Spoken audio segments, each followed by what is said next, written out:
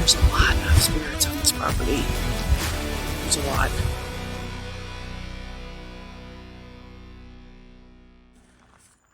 All right, Steve, where are we? Whoa. Sorry. We are in the woods. Karen is going to regret this decision on the way back. Yeah.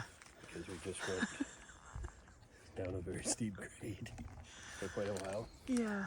So we're actually thinking that we might add a few episodes of an evening dig, which would be kind of cool.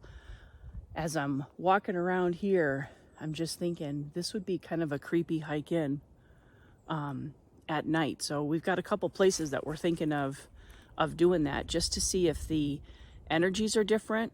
A couple of the cellar holes I can think of offhand that we could go back in the evening and see if the energy's different than during the day. So that would be kind of a cool thing to do. All right, I think he's got a signal.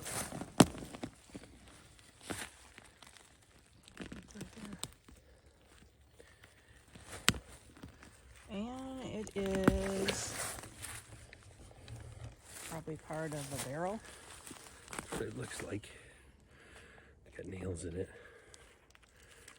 So probably a barrel band or something. Neat. Okay, he just pulled a square nail out of this hole. There's still more signal, so it could be more, or again, something else with it.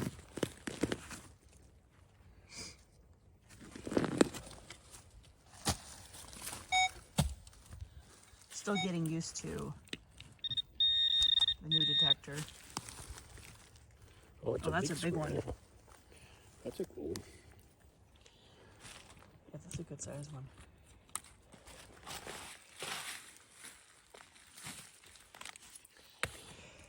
Yeah, and plus, as we say, I mean, There you go. the more I learn, the more I read, the more I... When you're at these sites, you really kind of have to determine whether you want to dig Yeah. what you hear for signals, or, you know, I hear it.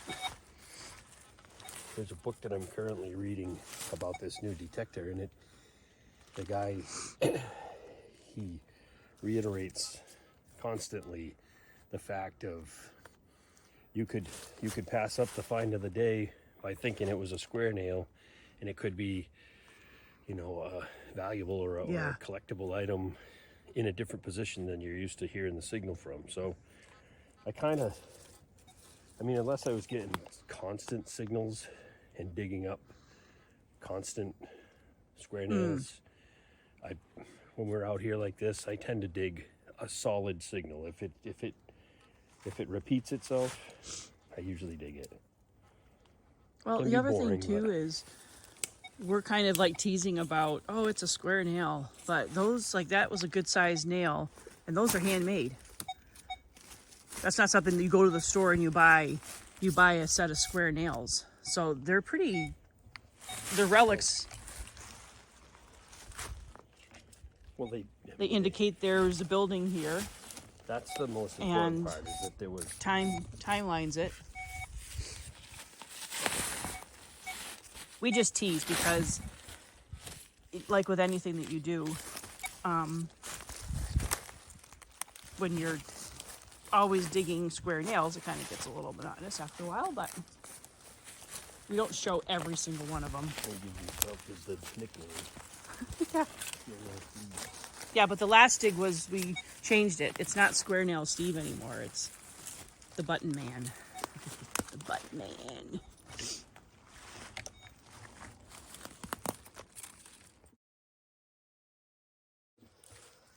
So you said this one is a 28 to 30.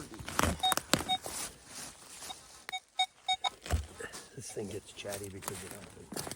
Oh.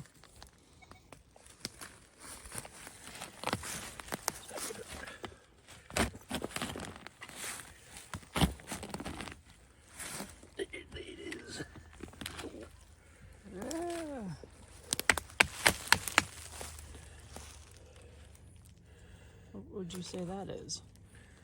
A smaller bucket or a pan, like a little?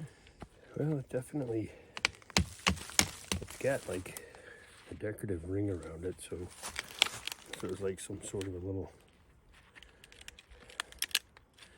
container or something. Yeah, or maybe even a tea kettle or something. Yep. Obviously flattened out. Cool.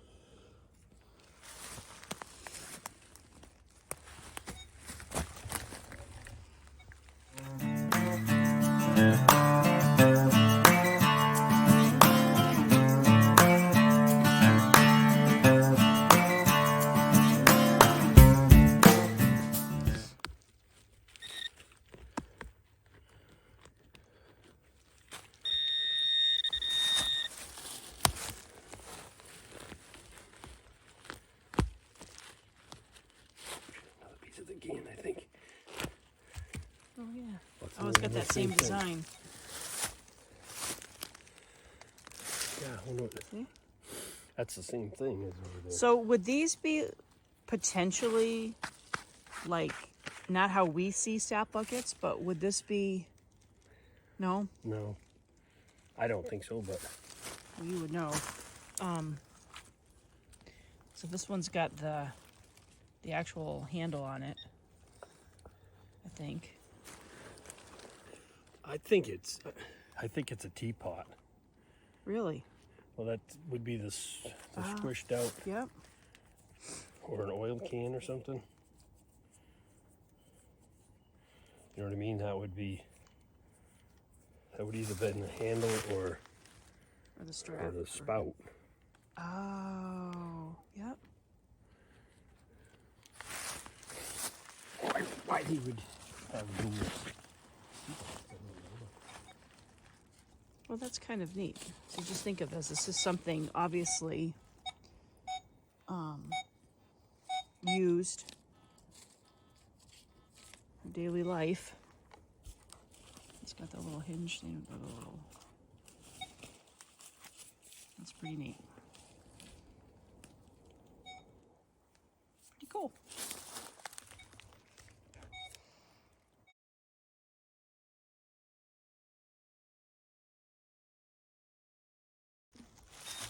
All right. Whoa.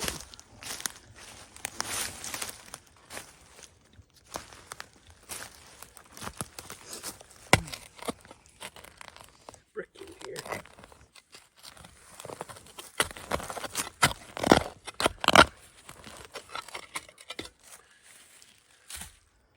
I'm going to say we're on top of the chimney, I think.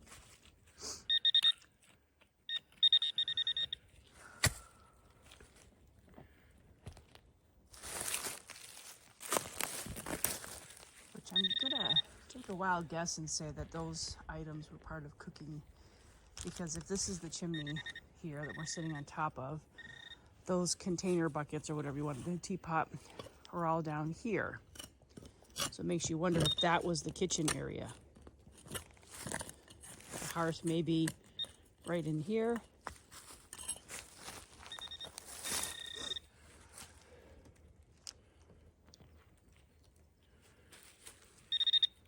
Because the other thing too is finding items.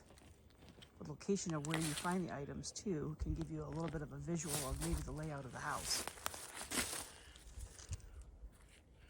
Pottery.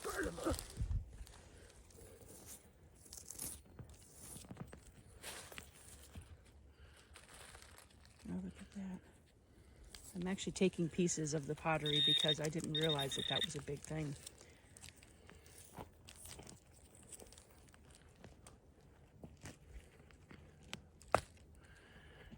Very neat. So again, pottery around the fire. Would make sense.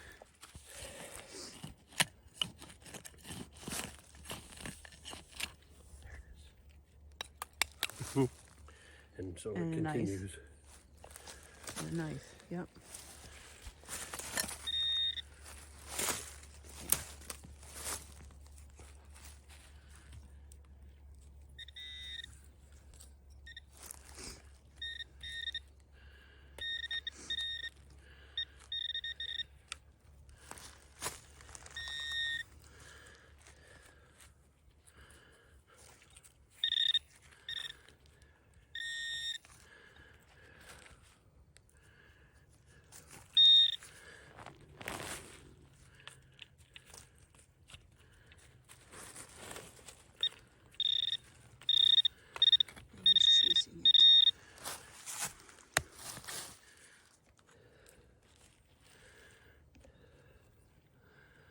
This is again kind of a nail.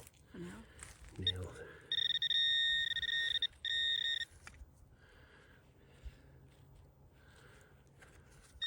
There it is. Yep. Yeah. There you go.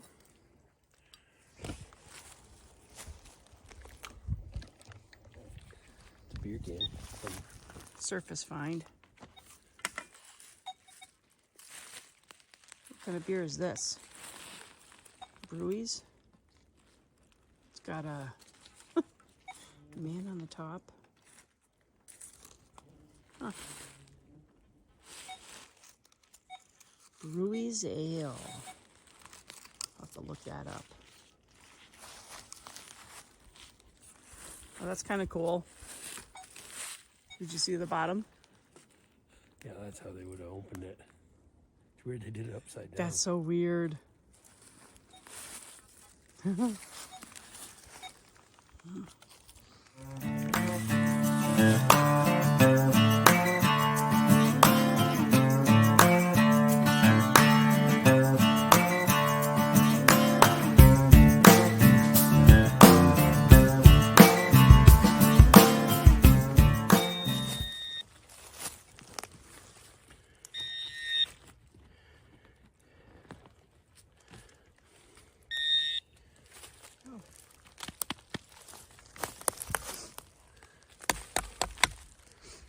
Oh wow, look at that. That's big.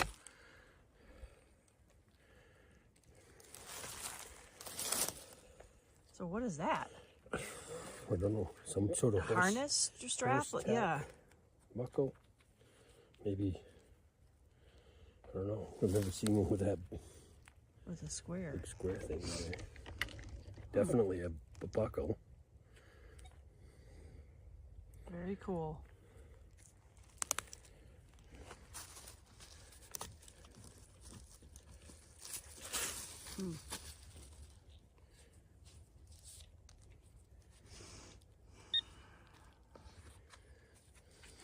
That's got some time put into that, making that, that's for sure. Yeah, it looks a little more modern than the period this would be, but to me, anyways, it doesn't really look like a hand-forged thing. So the hole is right over there. Huh? I was just saying the hole is right over there. I'm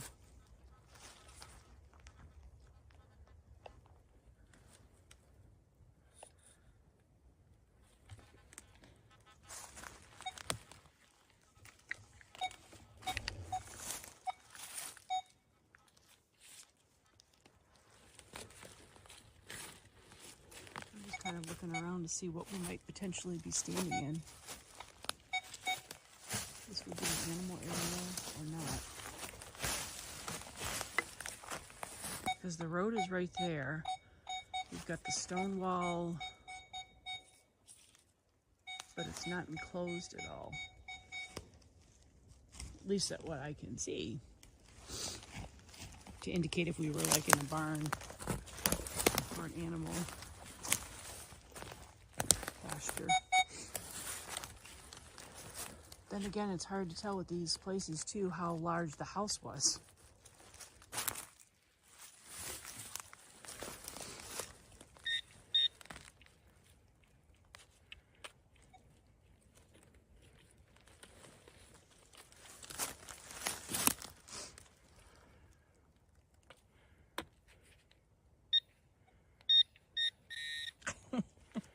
You didn't have it on? Sometimes it doesn't, it turns on, but it doesn't. Here it is.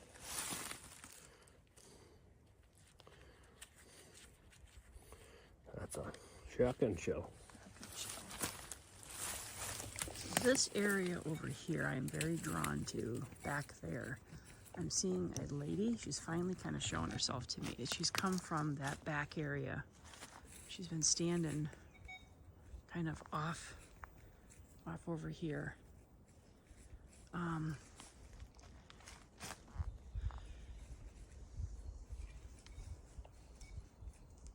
She doesn't look very old. She's not an elderly woman. She's she's not a teenager either. She has brown hair. She has brown hair. Looks like some of it is up and some of it's down because I can see like she's got like waves that are falling out of her hair being up. I'm just seeing like the silhouette of her. I can't see her clothing right now.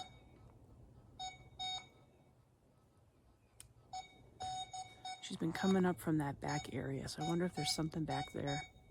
For whatever reason, I'm just saying it. I don't hear names, but for whatever reason, I'm hearing, I'm just hearing the name Mary for some reason in my head. I'm hearing Mary and Elizabeth for some reason. I don't know why, but Steve might have a signal. So I'm definitely gonna have to go back there and explore. Almost so this was just sitting, this bucket, or pot I mean, was just sitting on the surface. Which is neat to see one pretty, I put it up here. That's cool. And it was sitting right there. So here's another surface find, which was sitting right in here. An old axe. That sucker's heavy. Cool. All right, we're walking down a ways. This is the road that we kind of walked in on. The cellar hole's up here behind me. Kind of walking farther down where this woman was kind of standing a little bit of where I'm drawn to. She was talking to me. She lived here with her family. Don't know if she was the head of the house or not. She had two brothers.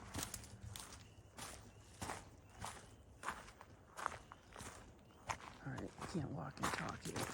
Look what we have just stumbled upon.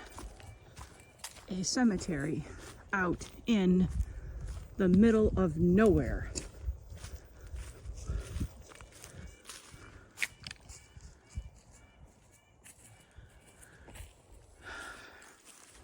Wow. Out in the middle of nowhere.